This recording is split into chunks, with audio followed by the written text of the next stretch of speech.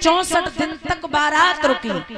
उसके बाद में माता सीता को लेकर के भगवान श्री राम अयोध्या में आए, और जब अयोध्या में आए तो बड़ी खुशी मनाई गई। आप थोड़ा जल्दी कर दे रहे हैं क्योंकि समय नहीं है, भगवान का अवतार भी करना है। जब लेकर के अवध में आए माता सीता को, काफी दिन तक आनंद लेते रहे। एक दिन महाराज दशरथ ने विचार किया, अब मेरे ऊपर चौथापन आ गया है, अब हम एक काम करेंगे, ये राज राम को दे करके हम भगवान का भजन करेंगे। ऐसा हो, ये दशरथ महाराज ने विचार किया था। वशिष्ठ जी बैठे थे, कहा प्रभु अब मेरा मन नहीं लगता क्योंकि मेरे ऊपर चौथापन आ गया। चौथापन का मतलब है बुढ़ापा आ गया, और जब बुढ़ापा आ गया तो विचार कर लिया कि हम भगवान का भजन करें। तो सुबह होते ही होते महाराज दशरथ ने ऐलान कर दिया कि कल के सुबह होते ही होते महाराज राम को अयोध्या का राजा बनाया जाएगा। सारे अयोध्या नगर में ढिंडोरा पिट गया। अयोध्या में तैयारियां होने लगी।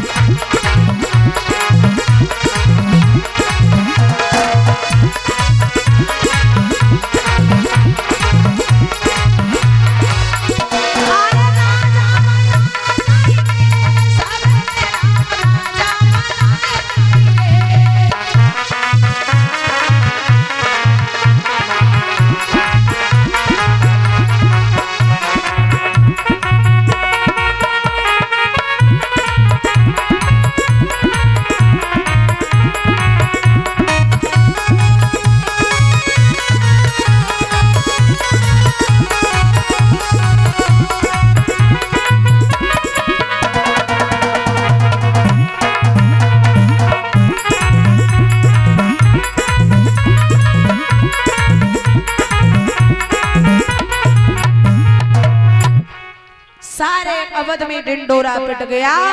सुबह होते ही होते राम को राजा बनाया जाएगा। ये बात देवताओं को अच्छी नहीं लगी तो विचार किया, राम का अवतार तो राक्षसों को मारने के लिए हुआ है, अगर राम राजा बन गए तो भला राक्षस कैसे मारे जाएंगे। देवताओं ने मैया सरस्वती को, कैकेयी की दासी थी जिसका नाम था मंथरा, मंथरा के ऊपर जवाब दिया, जाओ जिब्या पर जाकर के बैठ जाओ।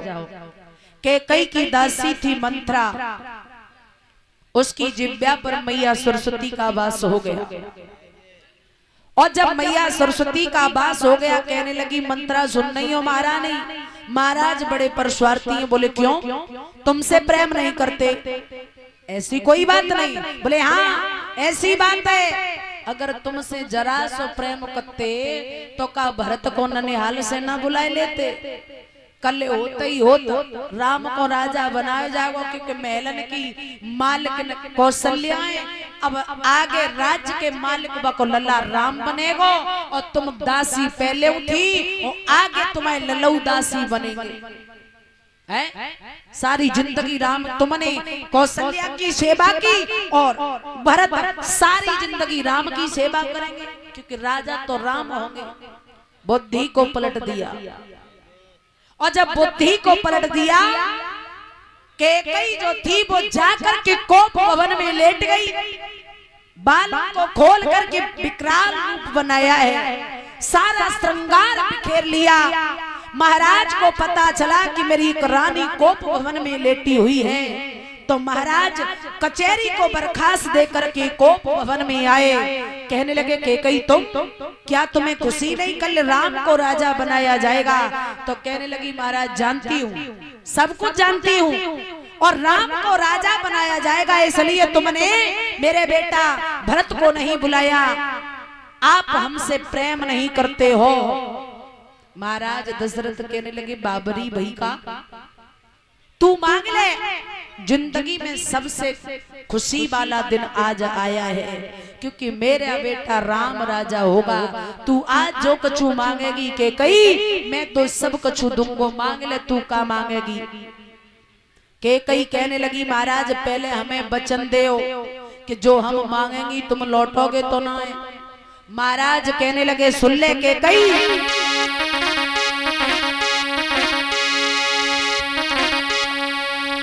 रागा रीति सदा चली आई, प्राण जाए परि वचन न जाई।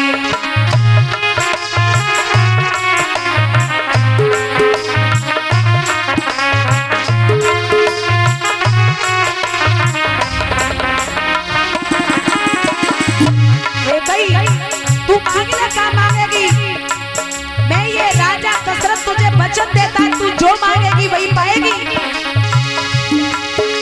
हो रागा कुलरीति सदा चली आई, प्राण जाए परि वचन न जाए। राम सिया राम जय जय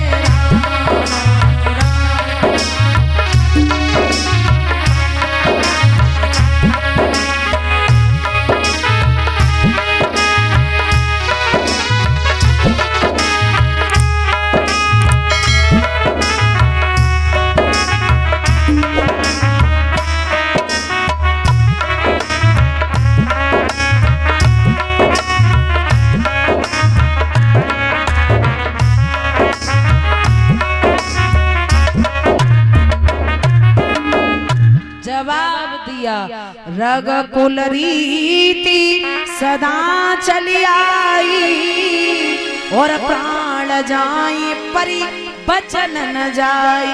मांग ले तू का मांगेगी कैकेयी, तुझे तो खुश होना चाहिए। कैकेयी कहने लगी महाराज सोच ले तुमने हमें वचन दिया है, कहते हो अपने पद से बाज नहीं जाएंगे तो मेरे भी वचन सुन लीजिए। अगर मैं कुछ मांगना चाहती हूँ तो याद करो वो दिन जब देवापुर संग्राम हुआ था, आपके रथ का पहिया टूट गया था तो मैंने अपनी बाह को फंसाया, तब जाकर के महाराज तुम युद्ध जीत पाए। तब एक वरदान आपने हमें दिया, बोले हाँ दिया। मैंने कहा था कि जब समय आएगा तब मांगूंगी, तो महाराज एक नहीं आपने ये कहा एक तो तुम्हारा वरदान है ही, लेकिन जब मांगोगी तो एक धरोहर के रूप में हम तुम्हें एक और देंगे। तो महाराज दो वरदान हो गए। अब हमें ये दो वरदान दे दो, ज्यादा नहीं। बोली सुनो महाराज कि मेरे दो वरदान पिया और बहुत दिन पहले के दो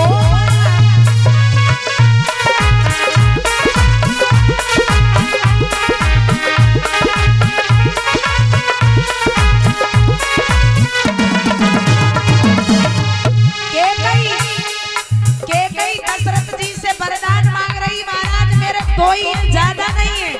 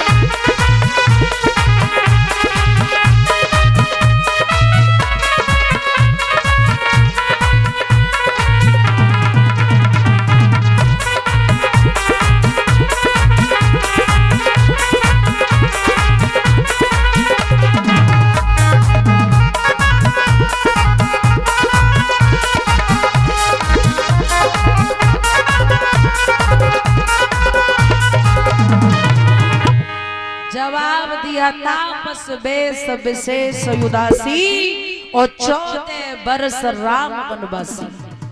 पहला वरदान ये है और दूसरा वरदान है भरत लाल को ले बुलाई और बाप को महाराज गद्दी पे देव बिठाई, राजा बना दीजिए। मेरे 2 ही वरदान हैं।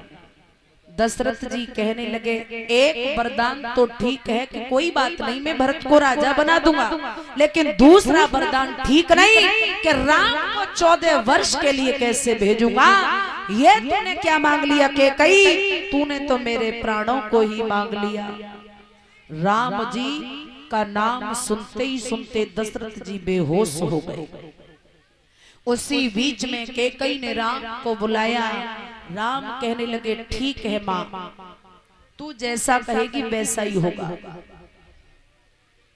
जवाब दिया केकई ने सुनो बेटा राम, जो समय तुम्हारा राज अभिषेक का था वही समय तुम्हारा बन जाने का है, तुम्हें बन जाना होगा।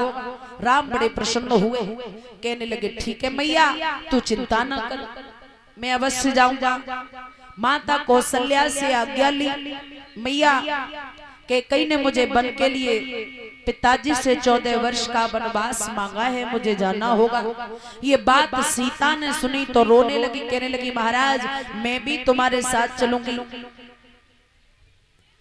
भगवान श्री राम कहने लगे सीते आप राजा की बेटी हो, भला वन में कैसे गुजर होगी, आप यहीं पर रह करके सास ससुर की सेवा करो, आप हमारे साथ में वन न जाओ। सीता कहने लगी महाराज जल बिन मीना नदी बिन वारी और तैसे नाथ पुरुष बिन नारी। बिगर पति के पत्नी का उद्धार नहीं होता है, याद रखना माताओं। पतिव्रता नारी होगी अच्छी, वो सदा पति की बात को मानेगी। ये नारियों के कुछ लक्षण बताए जाते हैं। नार एक नारी जात न बिन ना निहारी जात, किंतु सभा में जाकी लोक लाज निहारी जात। नारी वही होती पतिव्रता जो शादी के बाद में अगर सर से जो पल्ला हट जाए तो महाराज बहुत बड़ा दोषी को होता है, क्योंकि किसी पराये पुरुष की नजर तुम्हारे मांग के सिंदूर पर अगर पड़ जाए तो तुम्हारे पति की आयु कम हो जाती है। हौले बोले धीमे चले, पतिव्रता नारियों की लक्षण होते दादाजी। शादी हो जाए तो धीमे धीमे बात करे, ससुराल में रह के हौले बोले धीमे चले। ससुराल में चाल धीमे धीमे चलनी चाहिए, और ना तुम्हें चलो लब जब फलाने की बहू काम तो घोड़ी जैसी चाल है बाकी, कहते कि नहीं कहते। हाँ बहू तो बहुत अच्छी, लेकिन पान तो पंगी है जो तो पंगे पंगे को डार के चलती है। हौले बोले धीमे चले, नार तो वही नार नीचे नवाए चले। पतिव्रताओं के कुछ लक्षण होते। अब हम तो कछुनाएं बताएंगे क्योंकि तुम खुद ही समझदार हो, खुद ही पतिव्रताओं। तुम काऊ के पति पर नजर न डालो, काऊ की और निगाह ना करो। जैसो हो टूटो फूटो गरीब हो पैसा वार हो अपनो अपने ही भलो है। समय पे अगर नहर ना आवे तो नदिया ही ठीक है, समय पे अगर नहर ना आवे तो घर की नाली ठीक है। ताते अपने पति से हेतु करो, काऊ पति पे नजर न मंडारो। जय पतिव्रताओं के महाराज लक्षण बताए गए हैं। अब मोए तो ना मालूम चो कि मैं ब्याह ना वो जब है जाता तो थोड़ी बहुत जानकारी होती ना मालूम।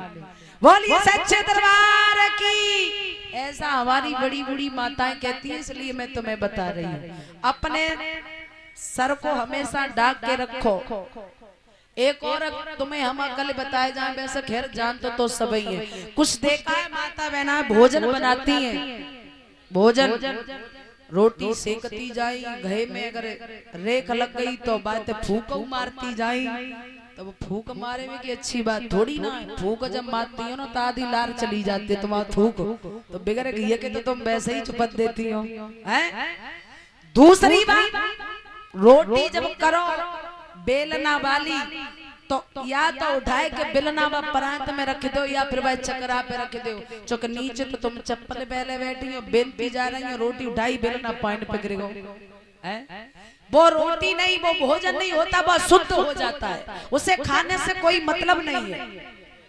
ये पतिव्रताओं के लक्षण है। महाराज एक विद्वान कहता है, जरा सुनो। अब क्या करें, समय तो ना, कथाएं बहुत बड़ी है ना, मैं तो बता कि नैया सुनी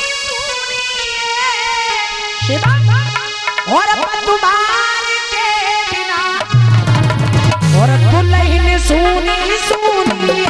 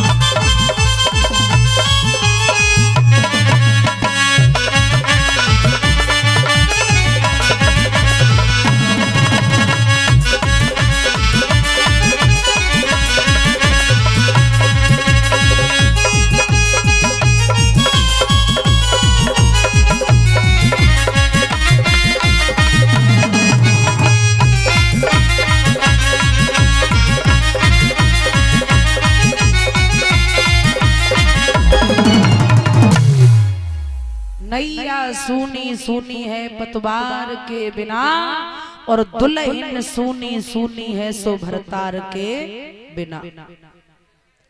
राम जी तैयार हुए, सीता भी कहने लगी बिगर पति के पत्नी का गुजारा नहीं है महाराज, मैं तुम्हारे साथ वन में जाऊंगी।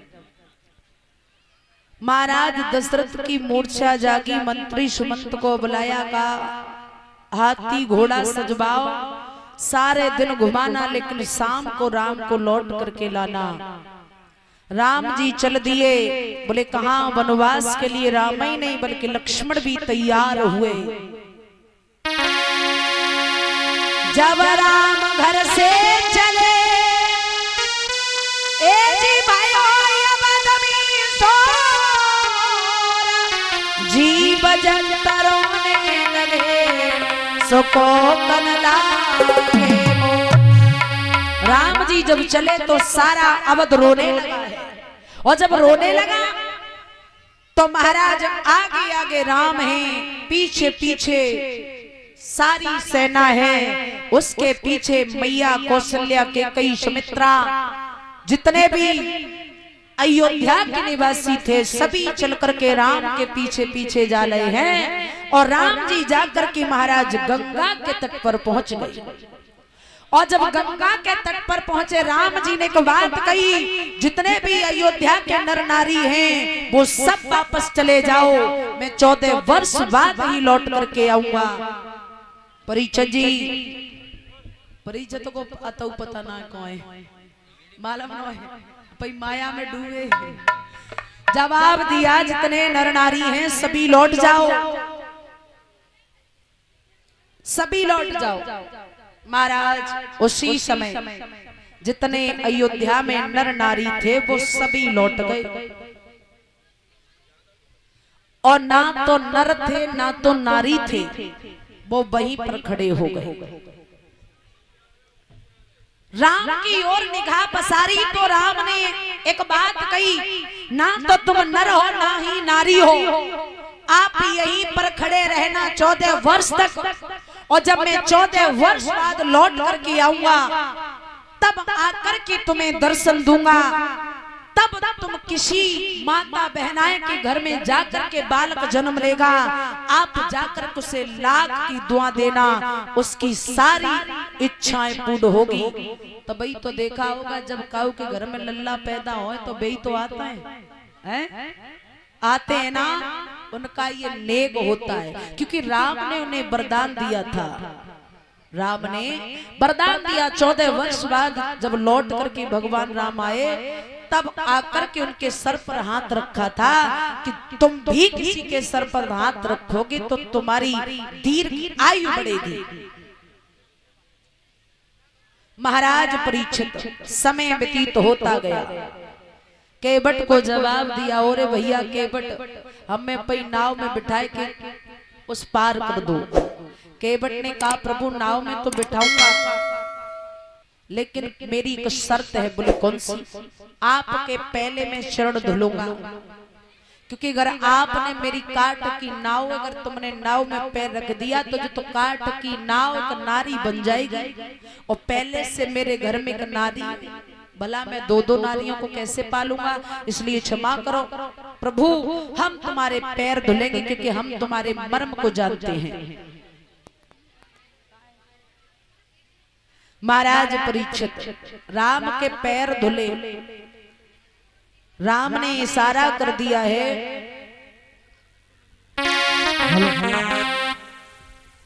और जब इशारा कर दिया तो नाव को लेकर के आए हैं। तो राम जी धीमे धीमे बोले हैं, मीठी मीठी वाणी से, ओरे भैया केवट, कि केवटी सो कई रहे राम, ओ राम, ओ निकना वसी दोसी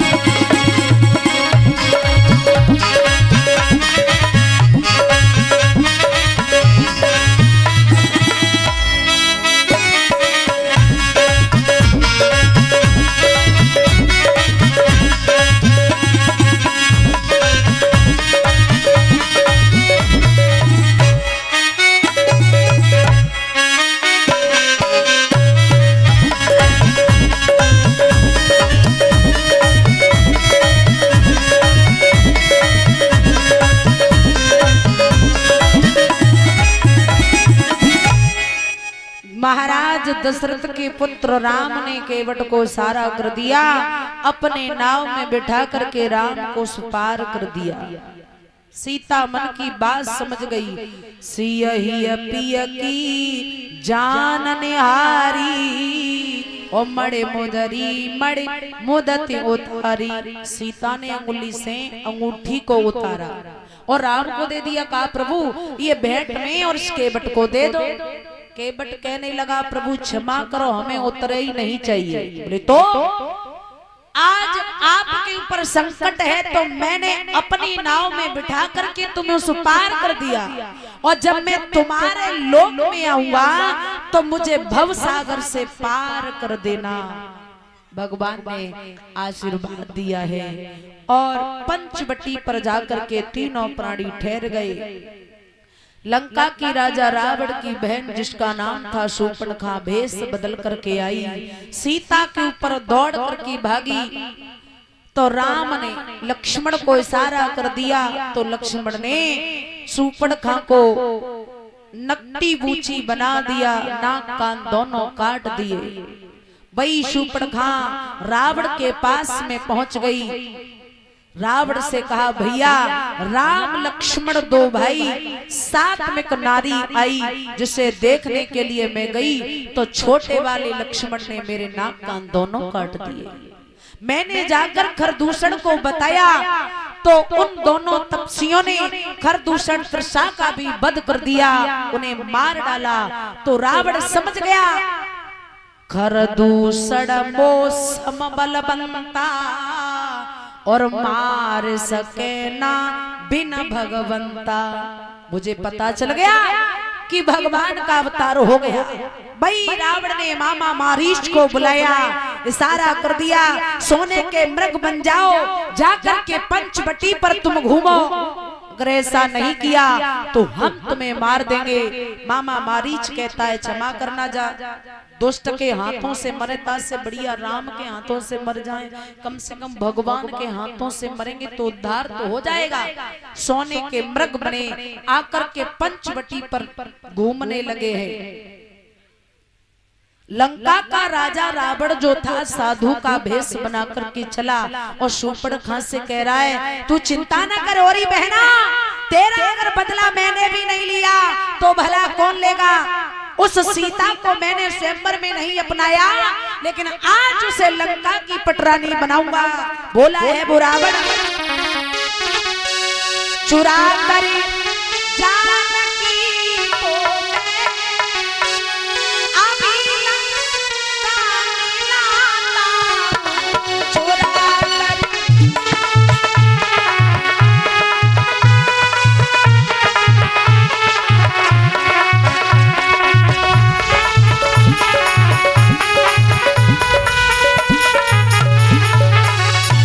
चोरा करी जानकी को चोरा करी जानकी को अभी लंका मिलाता, चोरा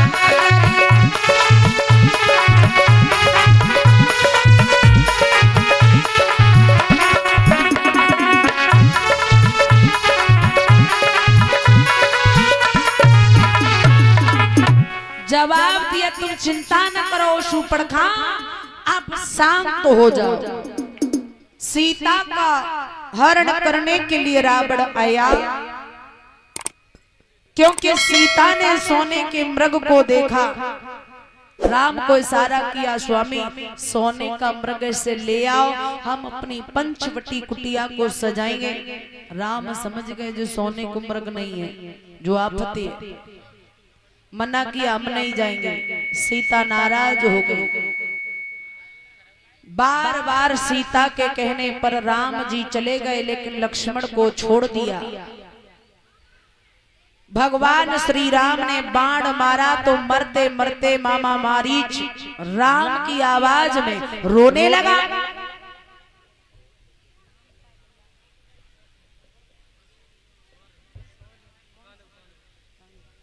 और ये 101 रुपए का हार आया है, 100 ये कांदऊ के रहने वाले महाराज परीक्षित राम की आवाज में रोने लगा। तो सीता मैया के कान में आवाज पड़ी, लक्ष्मण से कहा भैया जल्दी चले जाओ, हमारे स्वामी के प्राण संकट में हैं। लक्ष्मण जी लक्ष्मण रेखा को खींच करके राम की ओर चले गए। लंका के राजा रावण को पता चल गया तो सीता की पंचवटी पर आवाज लगाई माताम भिक्षाम देही।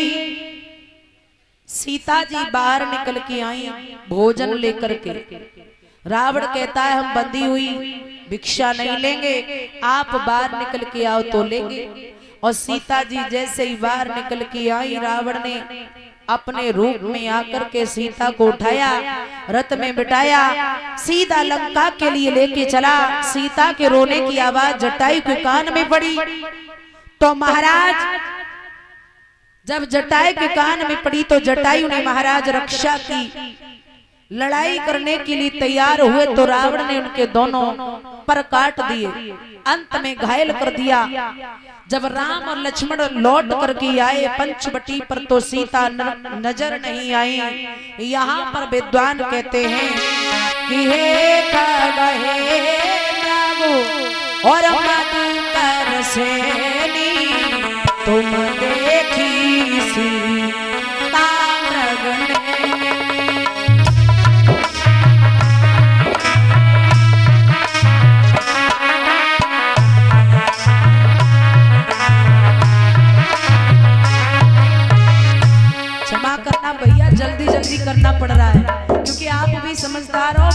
हो गया, अभी 5 बजने वाले कि भी कृष्ण का भी अवतार करना है। ये भी तो बताना है कि जा अहिरा की उत्पत्ति कहां से चली है, अहिरा कहां से आए।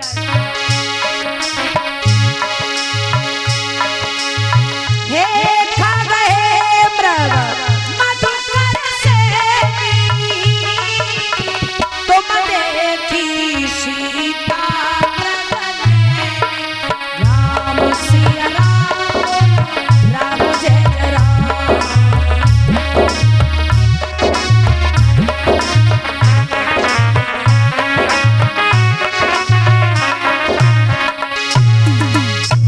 राम जी आगे बढ़े, जटायु का उद्धार किया, आगे बढ़े ऋषि मुख पर्वत पर पहुंच गए जहां सुग्रीव से मित्रता की है। सुग्रीव के भाई बाली ने सुग्रीव की पत्नी का हरण कर लिया तो राम जी ने धोखे से बाली का वध कर दिया। हनुमान जी से कहा अब लंका की राजा रावण से भला कौन युद्ध करेगा। तो सब प्रथम हनुमान जी से कहा ऐसे कैसे सीता का पता चले। हनुमान जी को भेज दिया पता लगाने के लिए। हनुमान जी लौट करके आए, एक पुल बांधा गया, लंका पर चढ़ाई की। सबसे पहले लंका के राजा रावण का पुत्र था जिसका नाम था मेघनाद, युद्ध करने के लिए आया। इधर लक्ष्मण जी जाते हैं, लक्ष्मण जी युद्ध करते करते बेहोश हो गए, मूर्छित हो गए। रामा दल में हनुमान जी लेकर के आए, राम जी रोए। हनुमान जी से कहा जाओ आप द्रोणागिरि पर्वत पर चले जाओ, वहां से आप सजीवन बूटी को लेकर के आओ जैसे लक्ष्मण जीवित हो जाए।